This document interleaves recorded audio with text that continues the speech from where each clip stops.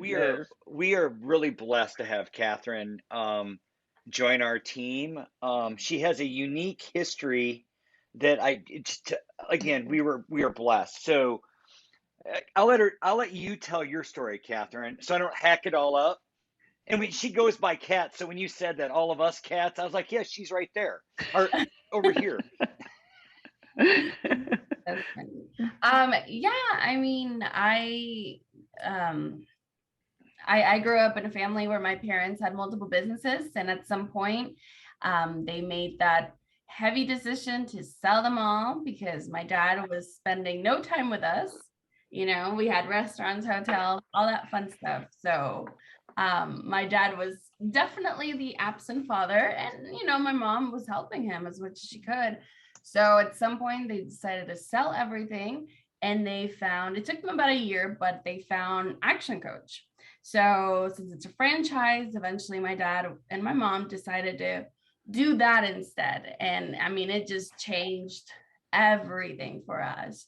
I will never forget when my dad came back from training, he was like, I didn't know anything about business and I've been doing it for 30 years. This makes no sense. And, he completely changed. Started thinking about, working 60 hours a week is not normal. There needs to be fun. There needs to be balance. It's not just about the money. Time is an asset we don't get back. So it was very cool just watching my parents just be able to have more time for us and for themselves, most importantly. So, but yeah, so I kind of grew up with the Action Coach mentality and everything they offer. So when I saw Andy owned a firm here in Austin, I was like, I need to be part of that. And my dad's retired, he's done with all that. But I remember sending my dad a screenshot of the job and he's like, apply, you have to apply. And I'm like, okay. So yeah, that's kind of how I found them and yeah. Listen, that is more than just a unique story. That is an incredible story, Andy O'Brien. Oh, I didn't need the work. I met her after Tanner had hired her. In fact, I don't think I had a say, to be honest with you, Stephanie. When I heard, actually, what was really weird, Tanner sent it to me like this girl. And so we do LinkedIn. We're like, oh, let's go check things out. Well, I had met her dad 8, 9 years ago at one of the North American conferences. And I just sent him a quick text. So, hey, how do you know Catherine? He's like, oh, that's my daughter. Oh, bonus round. Wow. Well, 5 stars for you, Tanner O'Brien. That is a connection that was destined to happen for sure. It has been a lot of fun. I Really love and truly. that. I love that. I think it probably is so seamless in that you all already speak the same language. Mm. So, that certainly helps, I think, as things are growing and building, is that, it's not like, okay, well, let me try to explain the philosophy. And then once you're on board with the philosophy, then we can move into action and then possibly application. Oh, you still don't get the philosophy? Okay, let's go back and let's kind of redo that again. Now, see how many more times we're going to be able to do this before we recognize this is not going to work, so you can kind of like fast forward to that part because fundamentally you all already on the same page. So absolutely. Yeah. What's really fun is we could do an entire conversation on just that topic when it comes to hiring great team members and understanding how well that they incorporate and understand the why and the philosophy of what we do. Yeah, we lucked out in the sense that Kat had a good fundamental understanding already. But it is important. It's very, very important when it comes to recruiting and hiring. So depending on what we want to talk about in this call, I think that would be a fun topic to go down. Before we truly jump into it, I have one housekeeping item that I want to mention. Not next week, but the week after. It'd be Friday the 17th. We are going to be taking a break from this call. We've got some training things that are happening within our team that we will not be able to host for that particular week. We also know that holidays will be coming up at the end of the year, and we'll be taking some time off during that time with this call. So we'll be sending out reminders. So anyone who's watching this after the fact, we'll send out reminders and such on that as well, just when we're not going to be hosting. but that'll be Friday the 17th. We'll be taking a break from this call, and then we'll be back to our regular cadence after that. So that's the only housekeeping item I had. I'll kick it kind of back over to, open it up to the group here. What additional topics have kind of come up, or challenges that have come up that we want to discuss and kind of noodle over this morning? Well, I love the idea about talking about recruiting team members and philosophy. That's perfect. Timing is fantastic. We're actually in the recruitment status right now, so love to hear it. Excellent. Sweet. Good morning, Corwin. How are you? Excellent. Corwin, just a quick note, since you literally just missed the housekeeping announcement that I made. 2 weeks from today, Friday the 17th, we're going to be taking a break from this call. We'll send out notice emails and such. Our team's going to be at some training events on that particular Friday. So we're going to take a break that week, and we'll be back after that. So we'll meet next week, take a week off, and then we'll be back into regular cadence after that.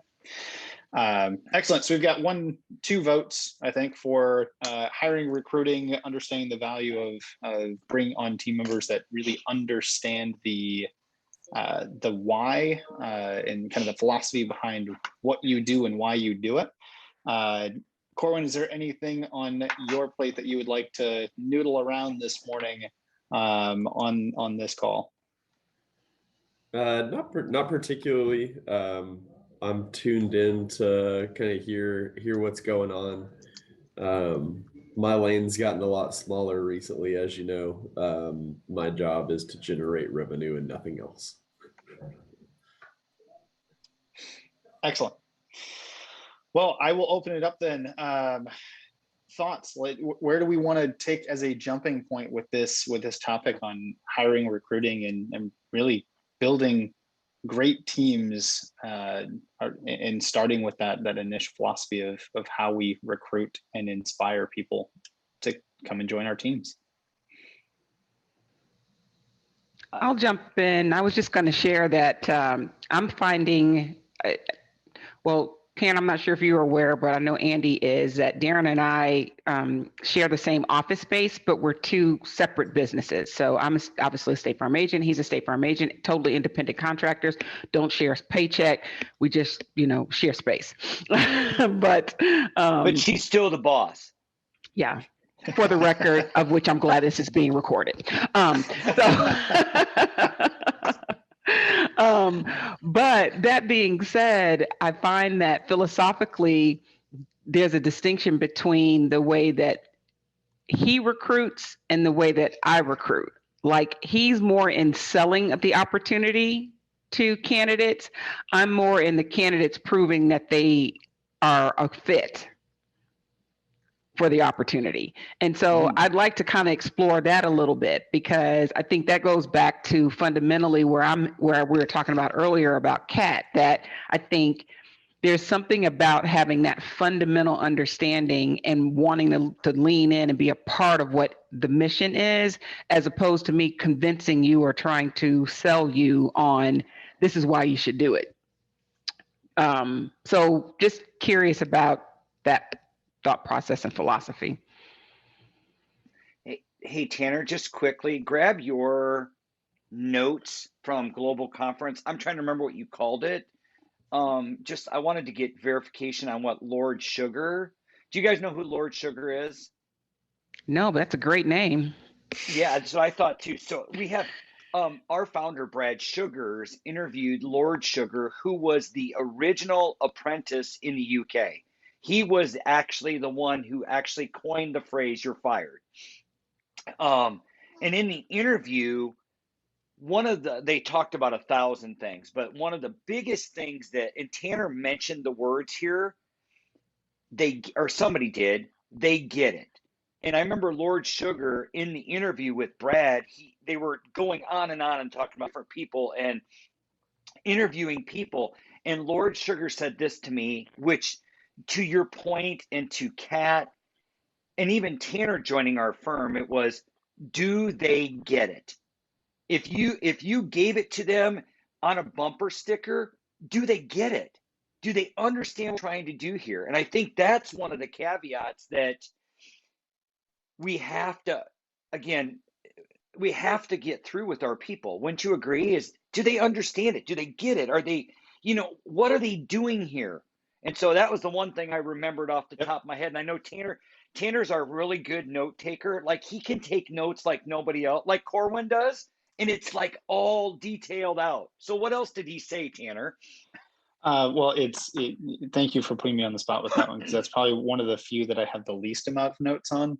But yes, to your point though, one of the things that I do have written down is when looking for new talent, it's do they get it?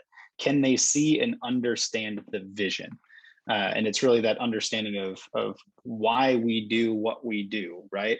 When we go through a hiring process, there's a question that I tend to ask most of our candidates at some point during the process. And it might depend on the type of applicant that we're interviewing for at that particular point, whether it's for a business coach or business development or marketing or admin or anything else like that. But I asked the question, and I would pose it to the group here: what does it mean to you to earn the right?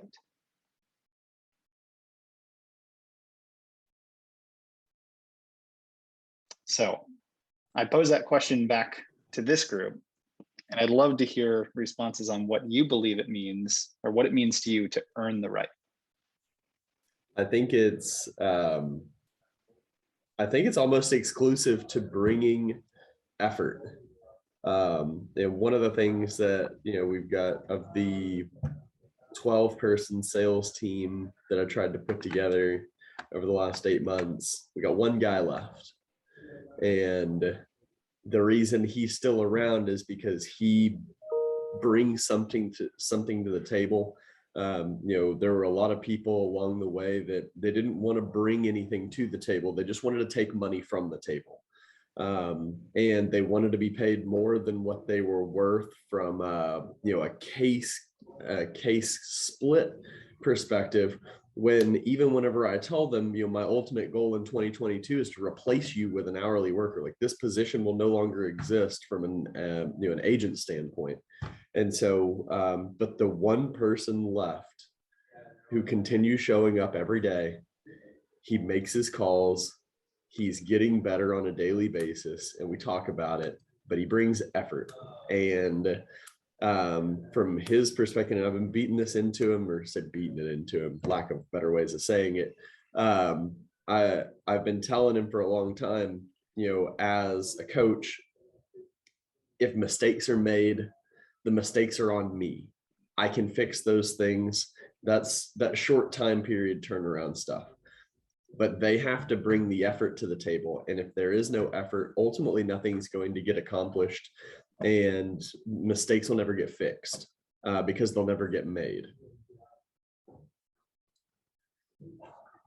And as much as, this kind of in my intro meeting with a business owner, I told the kid yesterday, I was like, hey man, I can tell you're not reading this kind of on a daily basis just because of the way you're speaking, the way I hear you on the phone. But I said, spend a weekend, reading it for 2 hours a day, and then get up on Monday and go find some business owner and just go run that meeting cold, and go destroy it. Like, the first time I did this, it was, I had looked at the intro meeting script for about 3 hours before the first time I ran it live, and I absolutely butchered it, but it sold a disability policy. And so, but ultimately letting people understand that if they don't bring the effort, nothing's ever going to come of it. But at the same time, if we do this right, you'll make mistakes that are in a short term very easily mendable.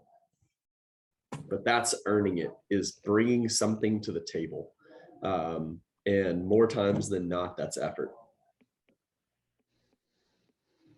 Corin, I don't know if it was last week or the week before, I've slept since then, but you saying about you going into the meeting, totally butchering it and selling something you didn't know before and was able to successfully do it. I don't know if it was last week or the week before, but we were talking about the difference between coaches and leaders. And so that totally just aligns with what we were talking about a couple of weeks ago, of your ability to go in, you don't know, but you fundamentally have what it needs to be successful. So regardless of what it was, you were able to do it, even if you didn't have the, necessarily the technician or the skill set part of it, you were able to make that happen. And I think for me, getting to the question of what does it mean to you to earn the right, I think it goes back to just that. I'm looking for what experiences have you had that we can then parlay to us getting you in this position and being successful. So like if you're coming to the table with no experiences, if you coming to the table with the inability to articulate what that experience was to therefore say, here's what I learned from it, here's why it didn't work, here's what I'm trying to come from it, not necessarily losses, but lessons. Can you give me some of that? Because if you can do that, then we could probably pour into you the other stuff that makes it work, to sell the disability policy, because you're bringing me the ingredients. We just got to put it together for the, for the perfect recipe. So for me, that's what I look for when you earn the right to earn it. If I'm asking you questions and you're like, I don't know, I never thought about that. That's a good question. Then I'm kind of like, as my team says, when she closes her journal, it's a wrap. So that's typical. That's typically the non-verbal approach to me in recruiting, is that when the journal closes, I'm done. It stays open for a while. I try to hit it at different angles, but for me, it's about what have you done? What were your prior experiences? What did you learn from that? And what are you looking how are you looking to grow? Because I feel like everything else we can help you with, but I can't help you do that if you're not introspective and you're not using that opportunity to figure out what you can do to elevate. Well, that's another really good point. And thank you for that, because we sit in a very similar space in this industry, just kind of different sides of the coin. But, having people bold enough to do, and I think this is where kind of getting taught up by these fine gentlemen here about, setting out, expectations in employment contracts, and letting people know, like, hey, if you can't, in this business, you'll never make money if you don't bring people with money to the table. If you're just trying to pull stuff off, if you keep yourself replaceable through this entire process, and it's kind of cliched that everybody's been saying it in my industry for decades, which is, be a student of this business, be a student of the career, be a student of, financial services, because everything continually changes. And you can't be a generalist anywhere in this country because generalists don't get paid. And so with that, I look for people to take an initiative to, if I sold I licensed all of the material. So a year and a half ago, I downloaded everything from In My Brain that I was doing. I put it on paper. And I just started giving it away, trying to help other people. And that was an absolute dumpster fire in terms of a return. And so what I did was, the last person that came through, they told him it was $1,200 to get everything he needs to be successful. And he paid it. And I was able to package and kind of show this person, take them through each piece and give them a timeline of, this is how much time it actually takes to make money in this business. And this is the path that you have to take to be able to get there in the shortest amount of time with the least amount of speed bumps. And then it's awesome. You can't make, you can lead anything to water, but it's their decision to take advantage of that H2O.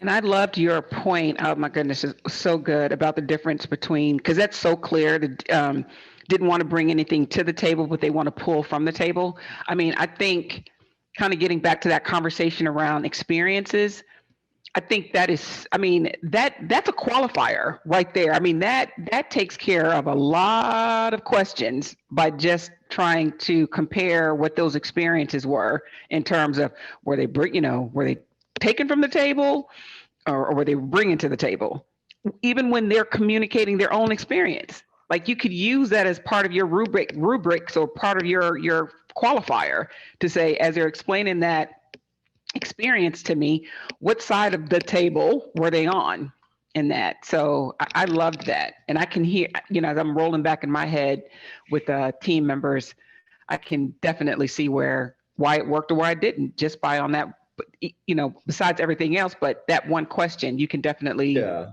can definitely see that. And we run ultimately, and I said this to a guy on the golf course. He was like, all right, so what's it like to run a wealth management firm? And I said, it's the exact same thing as running a marketing firm. We are at 80% a marketing firm, 20% behind the scenes. We're doing finance work. But in this business, in our business, if you don't have a clear cut and effective client acquisition strategy, I don't care how smart you are, I don't care what letters you have behind your name, you will make no money forever.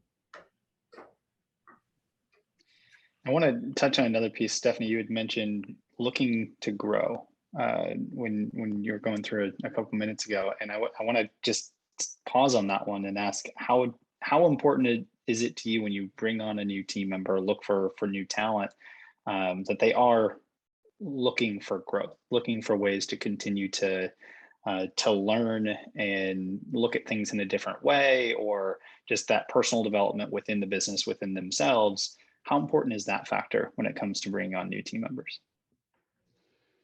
Well, I think for me, it's paramount because every day brings something new. In our world, I mean, knowing the skill set and you applying the skill set are totally different.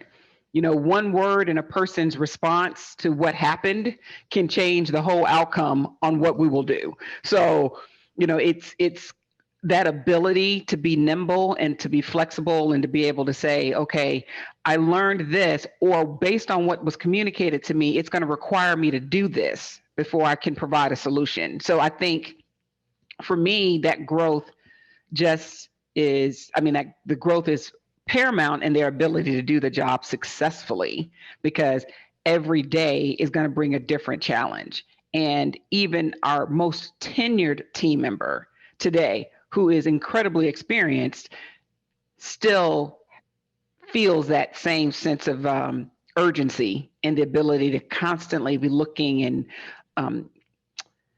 peeling away the layers and asking questions and rolling it up to the next level and sending it over here. So, I think for me that's critical, because it's forever. Every day is a growth day, every day. Excellent. I wish my dad was actually still on the call, because he actually had a conversation, I believe, earlier this week. He was with another coach that had asked the question, or posed the question, what are you doing for personal development? And then asked the question, what is your team doing for personal development? Each individual person on the team. And then recounted basically the story that for this particular individual, their business had been stagnant for 6 of 8 years. They've been doing kind of the revenue, the sales that they had been doing, they've been pretty stagnant, successful, but stagnant. And it was because maybe the owner continued to want to do business, personal development, and continue to grow and learn, but there wasn't that standard set, the expectation for the team to continue to grow and have that personal development along the way. And once that change was made and everybody continues to lift up, now the business continues to grow. And it grows very quickly because now everybody on the team is inspired and wants to be behind that personal development piece. So I loved that piece, and I wanted to just pull that out quickly and make some notes on that. Because I personally think it's also very, very important that we bring people onto our team that are looking to learn, looking to grow, and want to keep that. I know Kat and I had that conversation back when she first joined our team. And I give her massive kudos because she is willing to learn as much as possible. And it has been phenomenal to see that growth. So I agree with that. Knowing that we've only got 10, 15 minutes left here, I wanted to kind of flip part of this back to the importance of inspiring potential team members to join the team and the mission that mission that we're on, or that why that we stand for within our business. So really, before we get to that earn the right and are you a right fit for the team, the importance, or how are we going through the process of enrolling and inspiring potential new team members in what it is that we do and why we are here. Is that a part of the process? What experience have y'all had in going through that piece of it?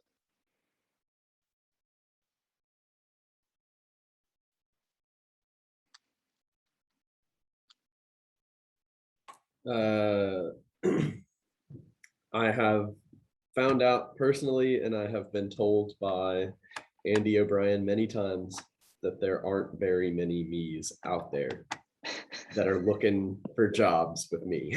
And if they are, they're very expensive and they already have a job.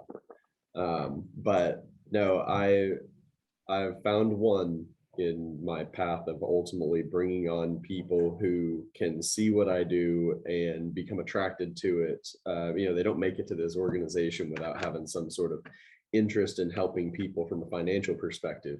And most of the people that we get close to helping are younger, because that's just it's almost a death wish in this business at 24 years old if you don't know what the heck you're doing and immediately have a niche and a mentor.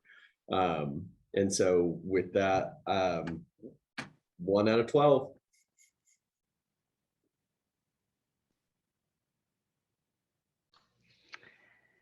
And restate the question for me, Tanner. Experience in, as you go through a hiring process, recruiting people on your team, either the importance or the experience in inspiring potential team members to join the team in the mission of why your business exists, the mission that your business is after, the why behind it all, in enrolling and inspiring potential team members in that vision. So I like Corinne's approach of like the 1 out of 12 mindset, because I think getting back to where we started earlier, the difference, the distinction in my business, because I'm partner with my partner and husband as an agent, and philosophically we're very different on that. That for me, it is about the recruitment. I like that 1 out of 12, kind of that pool approach. Let's see what actually rises to the top based off of what, the expectations are, as opposed to putting all of our eggs in one basket because we're trying to hire versus recruit. So I think that's kind of been the shift for me, is that in working to influence the other part of the decision making, that it needs to be about recruiting and not necessarily the hiring, because I think it clouds our judgment when we're trying to hire and you're hiring in a bubble, as opposed to, okay, here's a pool of people. All right, we know what our mission is. We know what our philosophy is. Okay, let's see what exactly this is going to look like as in the approach of recruiting, not in the approach of hiring. And I think that's where you end up losing. That's when you end up hurting yourself, really, because you start to do these mind games and you start to compromise and you start to allow things to, okay, well, we'll work on that because the need, we feel like the need is greater than the mission. So my approach has actually flipped. Like now my conversation is, let's be clear, this is a desk job. I'm not starting with the conversation around, are you creative? Do you like talking to people? Do you like, out. This is a desk job. It's a desk job with a heavy responsibility. And then I move into your ability to problem solve, your ability to connect with people, your ability to be a critical thinker, your ability to make an impact. Now, if any parts of that becomes of interest to you, now we could have an opportunity to chat. If you have proven experience in that area, then you're exactly who I need to talk to. As opposed to, boy, do we got a deal for you. This is, it's the best thing since sliced bread. You're just going to love what you got going on.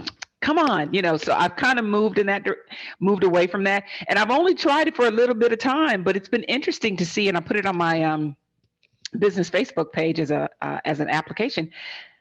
And I have just been shocked with the number of people that have responded. And we're paying a service. We pay a service, and I've done this for free 99, And I'm already seeing activity happen from that. So there's something about just that shift. And like you said, that ability to kind of state the mission up front and being able to be clear on that really has a impact on, I guess, human behavior in terms of taking action. So absolutely. No, making that very clear on the onset and saying, hey, this is a desk job, but here's why it's important. It has massive responsibility and impact on how we do business, right? When you start with that, you're only going to get applicants that are aligned with that. And that really does go closer to that difference between hiring and recruiting. And I had much of that same conversation a handful of months ago as we continued to look to bring on our team. And we had that hiring approach. How do we just put it all out there? Let's market it. Let's make it sound exciting. And then when we took the more recruitment path of who is it we want on our team, who is it that can be aligned with this, how do we attract that so that we have better quality conversations when we get people in front of us, it's made a massive shift. And when you take it a step back and say, okay, this is from recruiting hiring, it's really not that much different from effective marketing when you're trying to sell your service too. What is the problem you're trying to solve and who's the target that's best fit for that? It's the same basic concept when it comes to recruitment. What is the position that we need to fill? How does that tie into the greater mission? And how do we just on the onset say, this is what it is?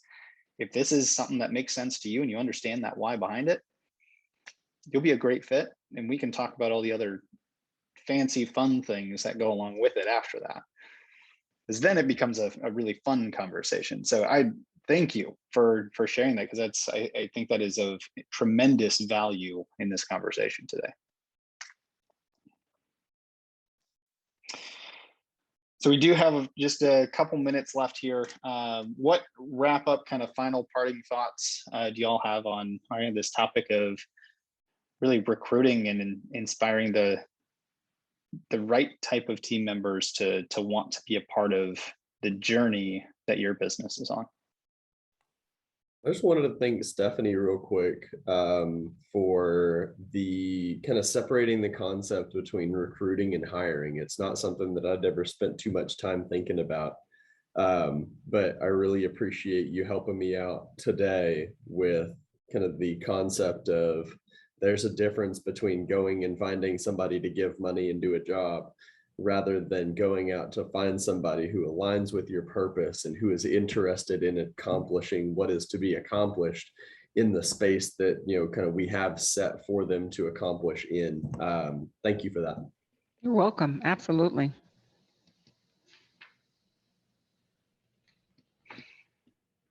Awesome. Any other final parting thoughts as we wrap up?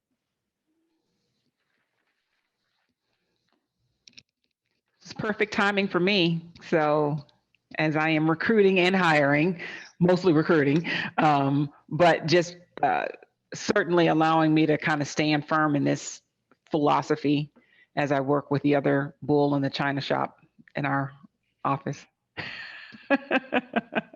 That's me. So excellent. Well, I appreciate you all being on the call this morning. I know it's a little bit smaller group with it being Labor Day coming up. I had anticipated it to be a little bit smaller group today.